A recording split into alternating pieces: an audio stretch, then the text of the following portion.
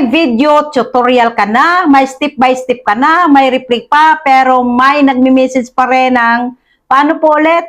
Manood ka hanggang dulo kasi hindi katamaran ang totoong dahilan, mas malalim pa.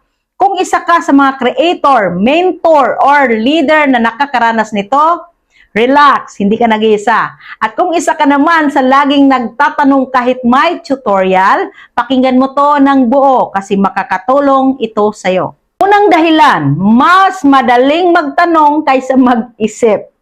Real talk, mas madali ang mag-type ng paano po kaysa ulitin ang video at mag-isip. Hindi dahil ubob ang tao, kundi dahil nasasanay sa shortcut. Ikalawang dahilan, gusto ng personal na atensyon. Kapag nag-message ka, parang sinasabi mo, pansinin mo ako.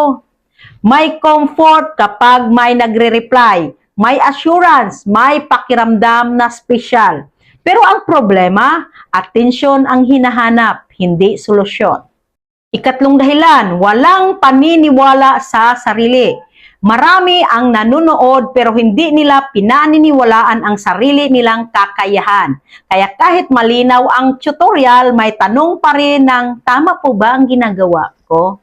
Hindi nila kailangan ng bagong sagot, kailangan nila ng tiwala sa sarili.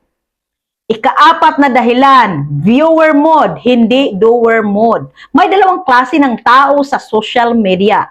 Una, viewers, nanonood lang. Pangalawa, doers, inuulit-ulit, sinusubukan, nagkakamali. Ang problema, maraming viewers ang gusto ng resulta ng doers. Ito ang masakit na katotohanan. Hindi lahat ng tinuturuan ay handang matuto. Yung iba, gusto lang ng sagot, hindi ng proseso. At habang paulit-ulit silang nagtatanong, nauubos ang oras na sana ginamit nila sa pag-practice. So ano ang solusyon? Kung ikaw ang nagtatanong, ulitin mo ang tutorial. Isulat ang step, subukan kahit di perfect. Kung ikaw naman ang creator, hindi mo kailangang i-explain lahat isa-isa. Ang trabaho mo ay magturo, hindi magbuhat ng lahat. Ang video tutorial ay pinto, pero ikaw lang ang pwedeng pumasok. Kung handa ka nang lumipat from tanong mode to action mode, comment mo, uulitin ko.